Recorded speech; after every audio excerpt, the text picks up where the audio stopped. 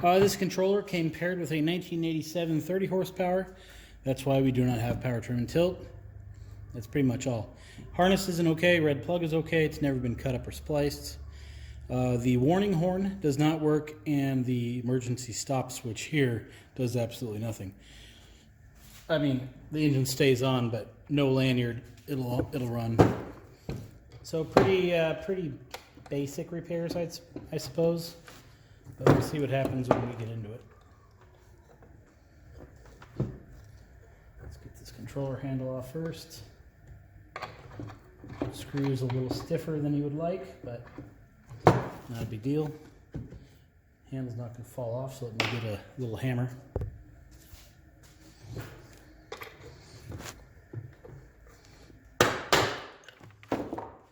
That did it.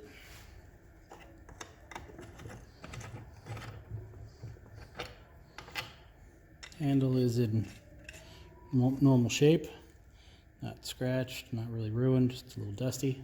We'll get that cleaned up. Outside of the controller, as you can see, it's pretty dusty. I currently have a large Phillips. I have a flathead here.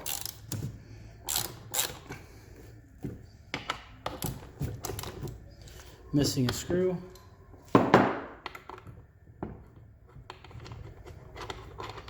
Also, there's no cables coming out of here, so that might be a problem. See why in a second. If I were to buy a controller, I'd rather see one with cables in there and cut off than just missing. Reason being, these little pins are quite expensive, and if somebody takes them off, there's a good chance they don't put these pins back. I got pretty lucky here. So wiring looks like it's never been messed with. It's all there. Pretty perfect, actually. Some dust and dirt and whatever inside of here, so I'll take it apart and get it cleaned up.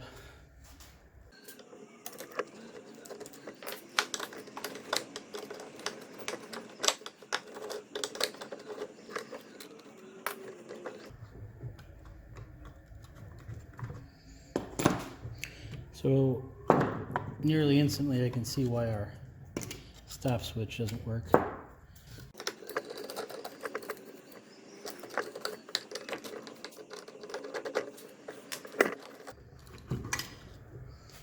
There's our assembly, and as you can see, our stop switch wire is cut, and there is the other end of it right there. See what happened? What probably happened was it got caught into the spring here, and the spring turning that just ruptured it. So that's going to be an easy fix, relatively easy. So I may have mentioned it before, may not have. This nut is usually pretty hard to get off since we're missing the outer cover. I don't need to use these things, but since it's all I have in my hand, I'm using them. You'll see why these are handy in a few when I put this back together.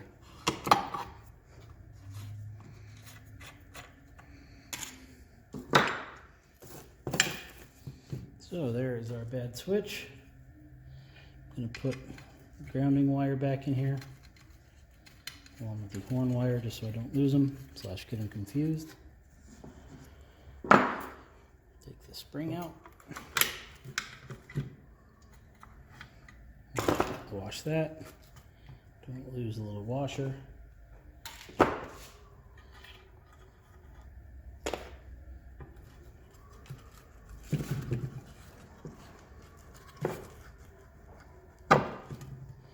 Plastic is in pretty good shape, a little rounded there, but not bad. And housing, all in all, not too shabby.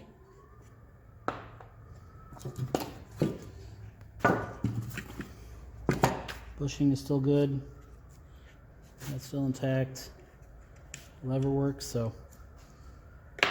not really that bad of shape all around.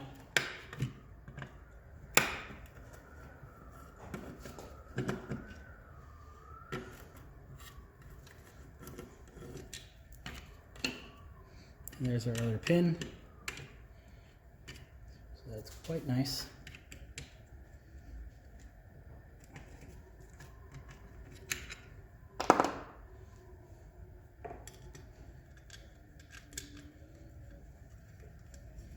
So this should turn out to be a pretty nice controller here in a few minutes. All right, let's go clean it up. My soapy solution is about ready. It's pretty warm.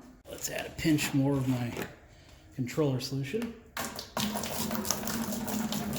Yeah, just for good measure.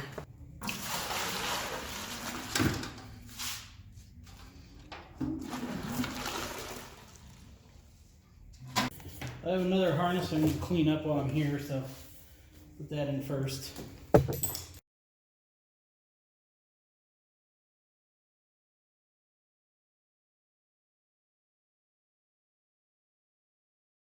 I don't know if it's better with the flash on or off.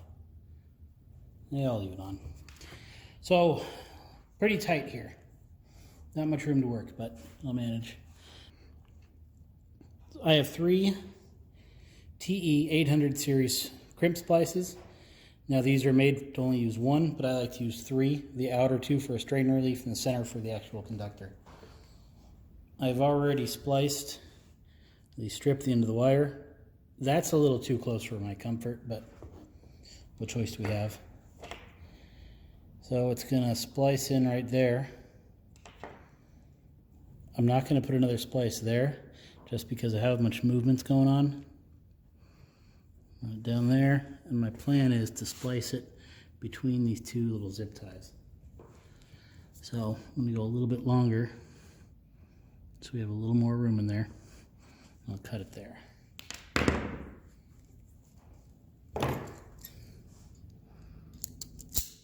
Strip off both ends, a little shy of a 1/4 inch.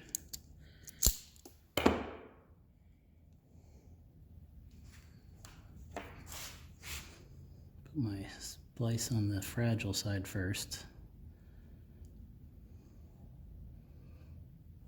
It's a little long.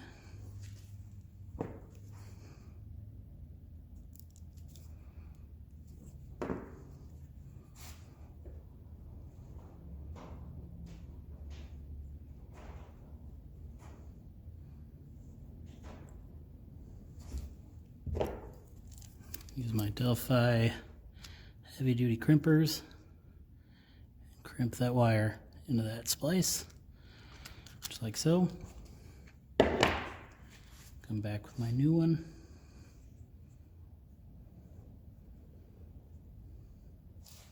I'll crimp that in there.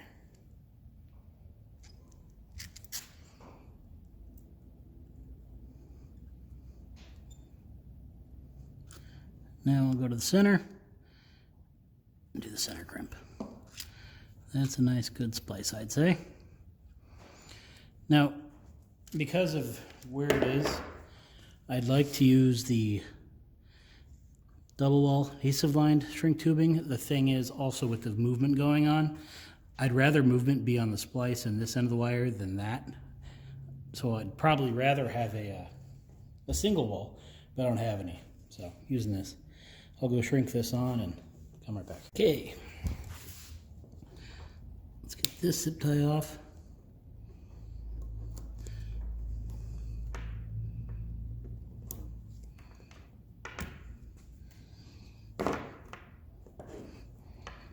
Force it. Where is it going?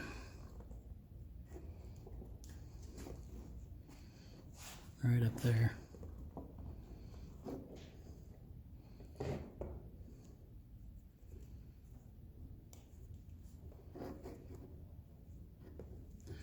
So the bend is there. So ideally I splice it there, but I can't get my crimpers in. So I'm gonna have to take off the other side.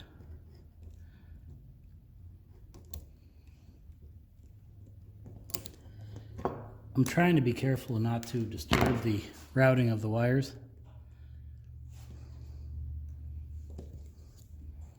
So you'll cut it there.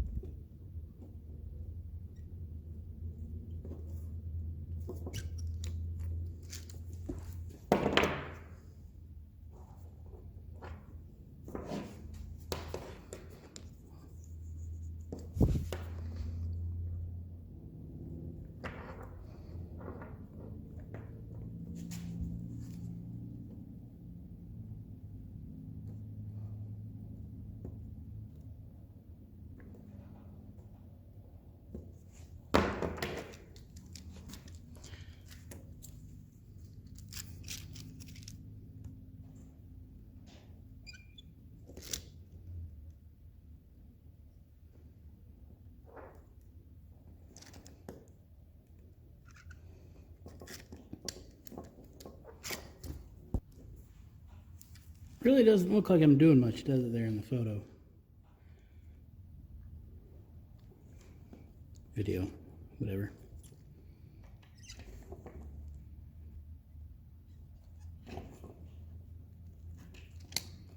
Okay, that isn't the prettiest, but it'll work. Now we'll go shrink that down and yeah. Go ahead and reinstall the zip tie.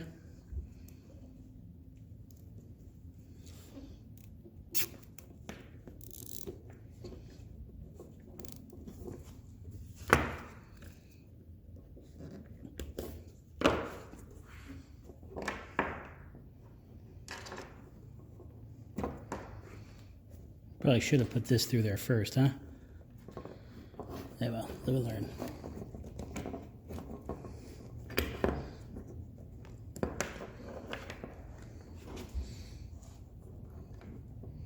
All right, ring terminal is popping out there.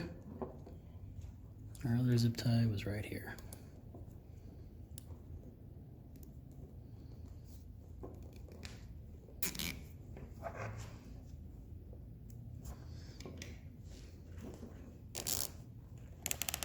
I won't go too tight with this one. I want some flexibility.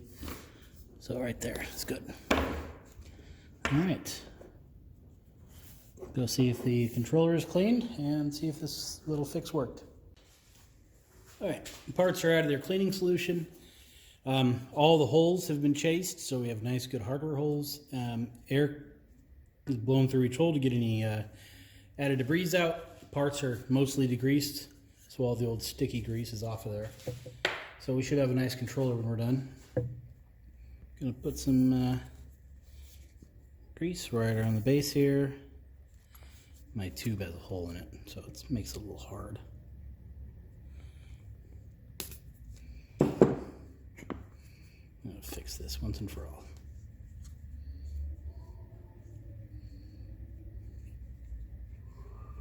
Ah, done. All right. Back to the base. Healthy glob on there. Wave washer is pretty important. It sits right down inside of there. It's odd. You wouldn't think it does anything, but if you forget to put it in there, it gets kind of sloppy loose. And if you have it in there, it feels like it's too tight. It's kind of funny. So I'll re-grease the bottom here. Grease on the teeth. On the sides. This is where our shift detent is going to go. And our friction block rubs about there. And that's really the only grease we need. I'll put some new in here. So that is good to go. Our bushing is still in place. Set that right there for now. Grab this side. Grease the bottom. And where the teeth are going to rub. A little up top for safe measure.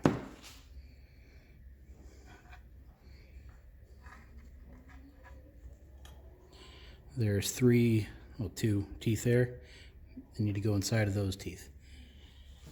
It's gonna kind of suck if you get that wrong and don't realize it beforehand. Should be in there. Looks like it. Yep. It's good to me, I'd say.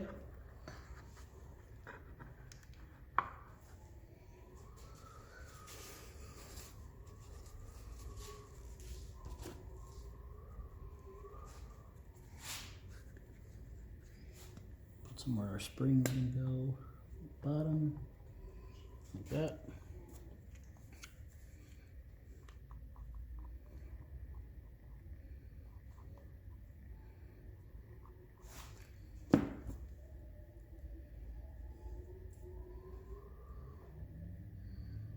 This is the detent roller. It gives us that nice little shift click. The spring has already been installed, so we have a little bend to it. So I'm flipping it over the opposite way to kind of regain its original tension, if you will. Getting that in there is going to be a little tricky. What I usually do is put a screwdriver in the back, kind of use the screwdriver to guide it in. If you've never done one, it's a little challenging. And if you have done one, you know it's a little challenging, so there's really no winning.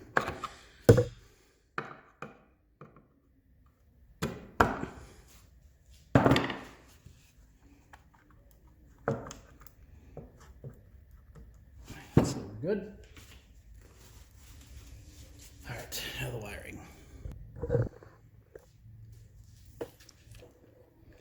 So,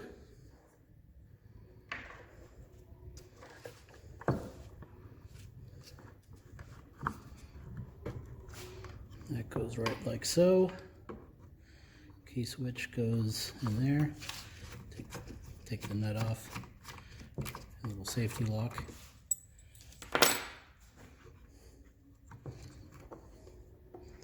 Wiring needs to get tucked back in the little spot it came out of, which isn't easy after you've cut those zip ties and fiddled with everything.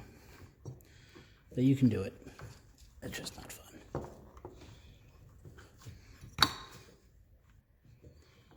So I'm gonna sure my ground. So little ground strap.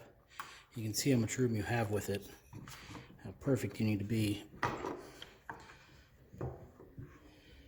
I'll put that in first just to kind of hold it for me for a second. So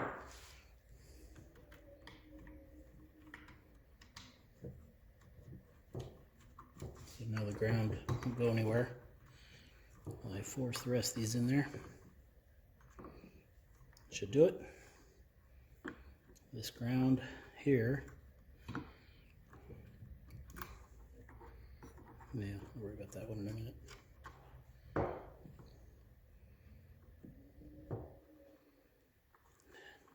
It's odd how that went originally. I usually don't see them bent over like that. Yeah, that's probably how it went. All right.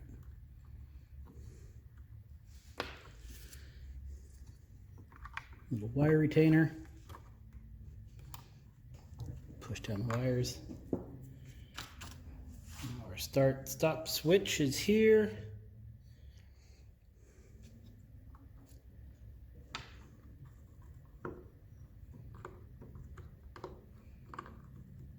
It's a pretty tight fit.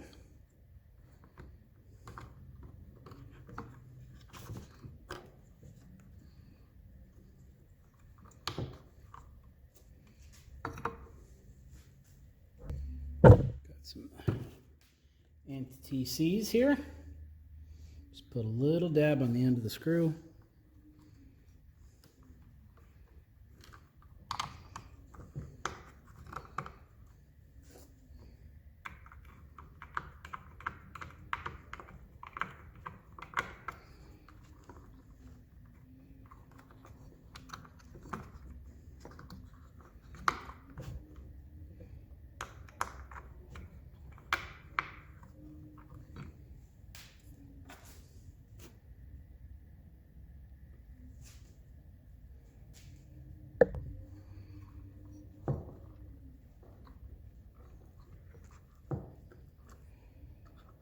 This really shouldn't be this tight, but it is.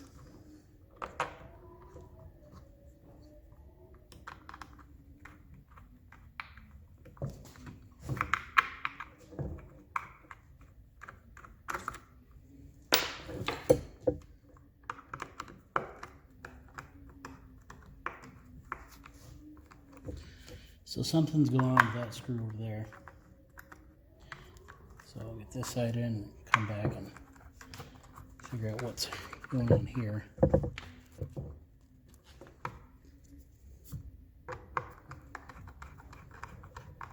I did it. It's just trying to go in a little sideways is all. Okay. That's going to get bent, attached right there. So that's no trouble. We got our wiring. It's laying right where we need it to.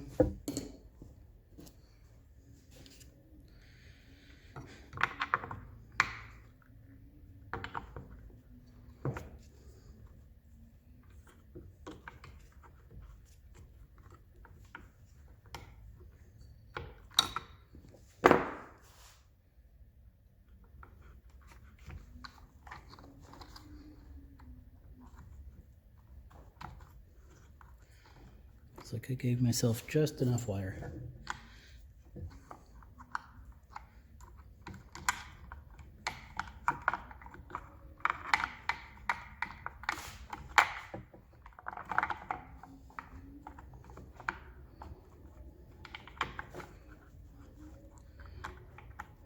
Now I should be able to get that in, so that shouldn't be any troubles.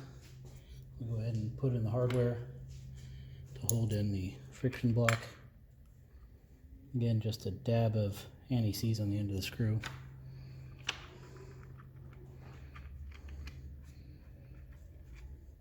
Rarely you have problems with these screws.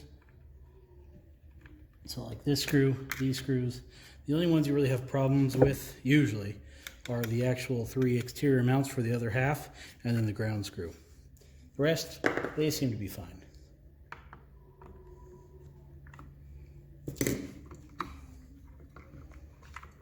Now, the fun of getting this warning horn back into its proper home.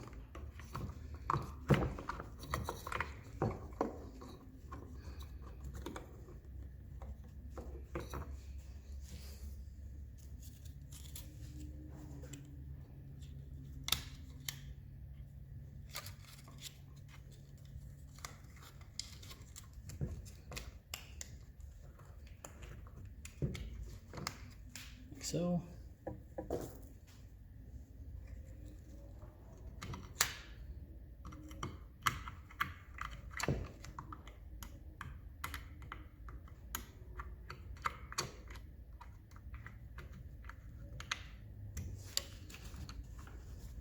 And yeah, for the record, I'll come back later and tighten these all down properly. But for now, they're just holding themselves for me. All right. This will go first.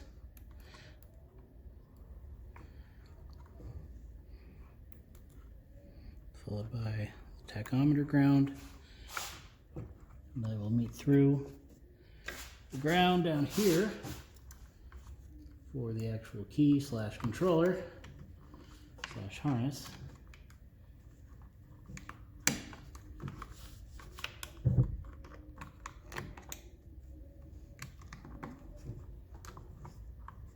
So that's not going to work right there because it can't bend that way. So I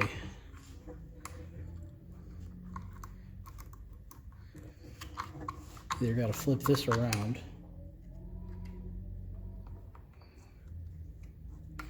which I don't like that idea.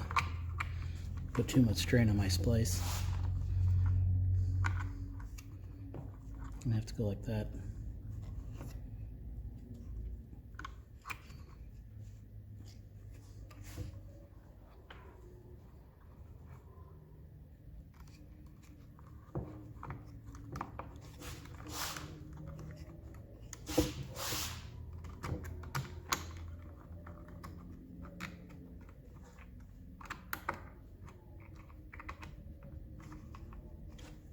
All right, screw started.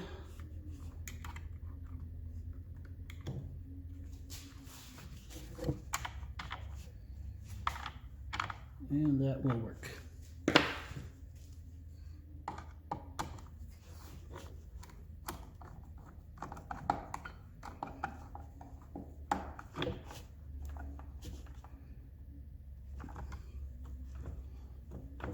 So it turned itself a little bit where it's pushing on the spring. So I'll need to get another flathead to hold the terminals away for me while I twist this down. Should do it.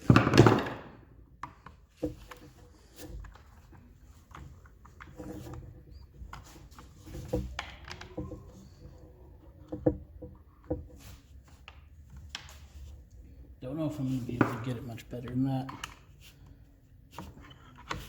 Oh yeah.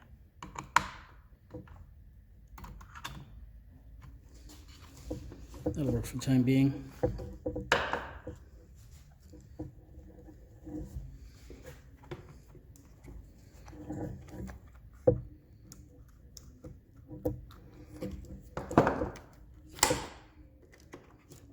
Looks good to me.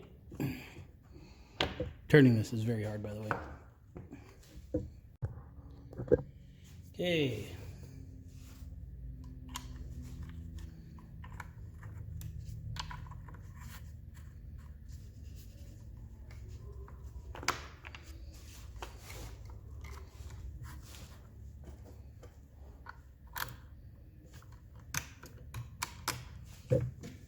All right, got my tester box hooked up. Find the other end of the plug here.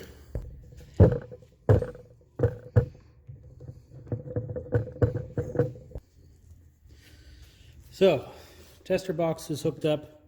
We have a red light and a faint green light for some reason. It does that sometimes.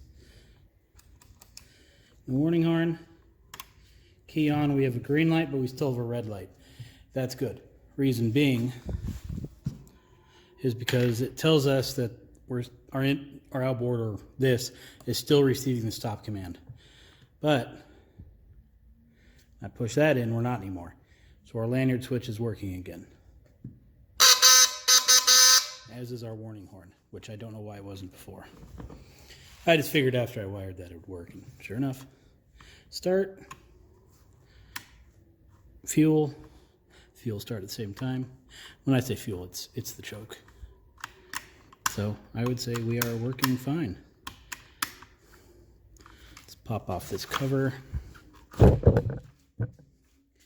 That cover is for the tachometer harness.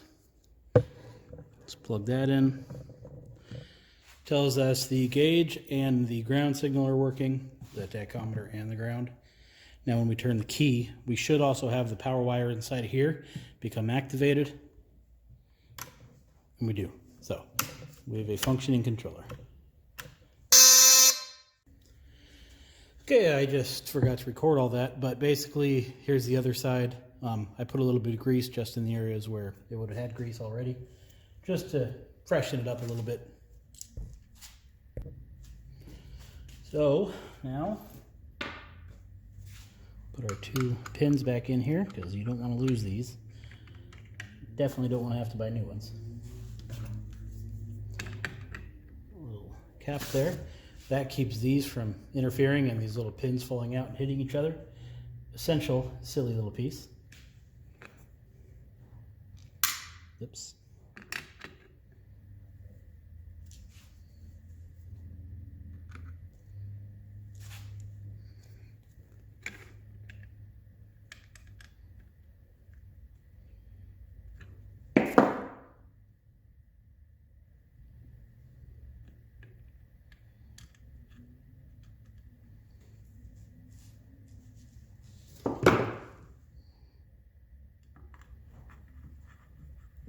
Now, since someday this is going to get a set of cables in it, I don't need to go crazy on these, just snug them down.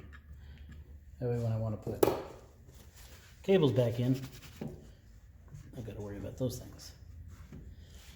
Okay, well, that's pretty much it for the inside. Seal this thing back up. Now, see this? It's got to go inside of this thing. So this little roller right here needs to go in that track. So what I'm going to do, if it doesn't fall right in, I'm going to come at the flathead from the top and just kind of, well, if it rolled, just kind of push it down a little bit. See what I mean? Usually it's much more floppy than that. Like really, most of the time this thing just flops around. All right, let's fix that. So what's probably happening here is the grease has turned to glue, causing that to be extra sticky, which isn't an issue. You probably want it that way when you put this thing back together. But since it really shouldn't be like that, we'll go ahead and fix it if we can. If we can't get this screw out properly, let's stand, because that little fix isn't worth the trouble. It's not worth the trouble of having to replace this whole assembly to fix that little screw. Looks like we're going to be okay though. Here's our screw.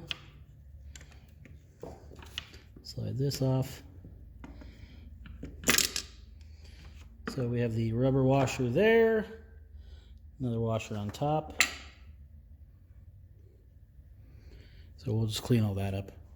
So what's happening is this is just sticky. It's like a mousetrap.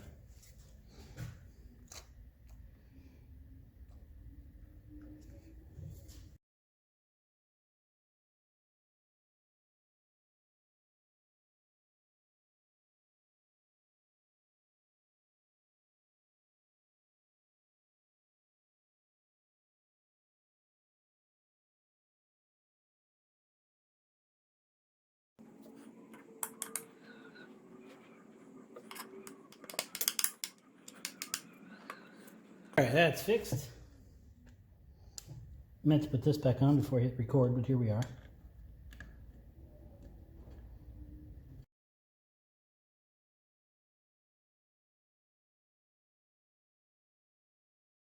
So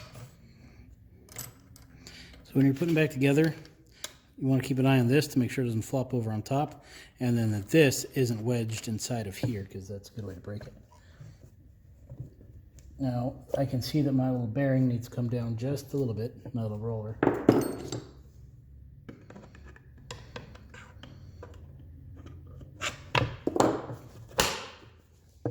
Just like so. Get my paper towel out of there now.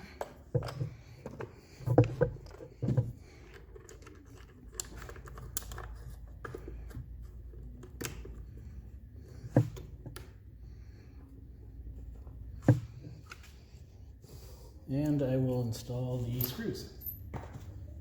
Again, just putting in just a drop of the anti-seize here, right on the end.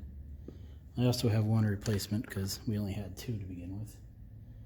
So I robbed one out of a Beyond Repair controller.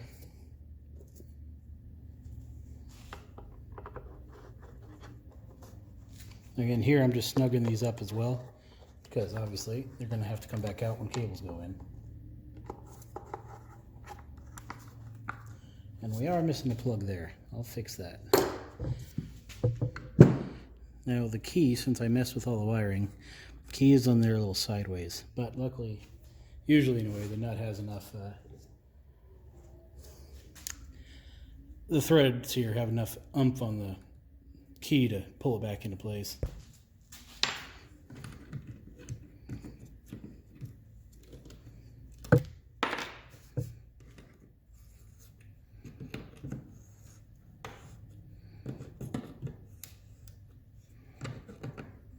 All right, you can feel it sit flat, so that's where we stop, and back out just a pinch. Key back in.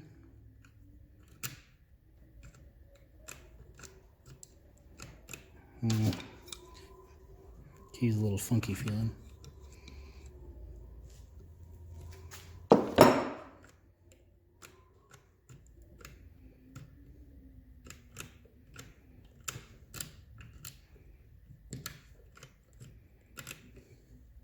Okay, now a little stop circuit here, which is always fun. Put a new little guard over it. Pull that up. Now, a little plastic washer is the fun part, because we have that shield around it now, so a socket's never going on there. Needle nose will do it, but they're a little too big. That's where these things come into play.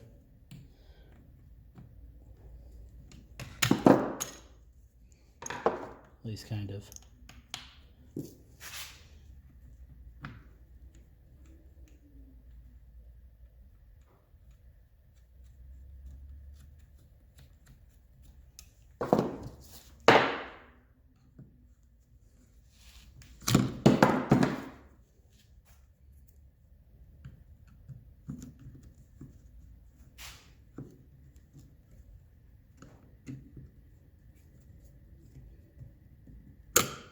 That's good. Still working. Now I like to put just a pinch of grease on these splines. Just make sure they never really get stuck in there. At least that's the theory. Sometimes you really gotta wail on these things to get them off. So hopefully that prevents it.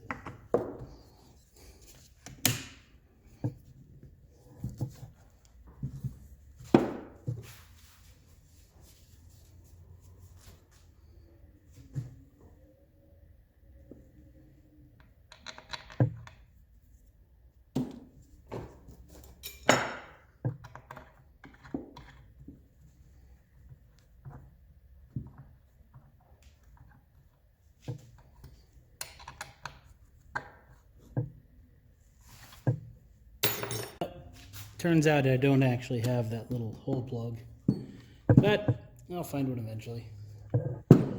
So that's pretty much it for this controller. It's a non-power trim controller, but it's fine for little motors or big motors that don't have power trim. And we're all sealed up here. We might as well make sure it's still working before it sits on my shelf for months. All right, we got our stop signal. Let's get rid of that.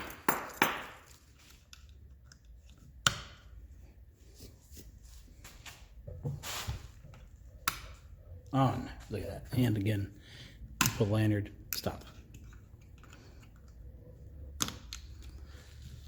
Start. Choke.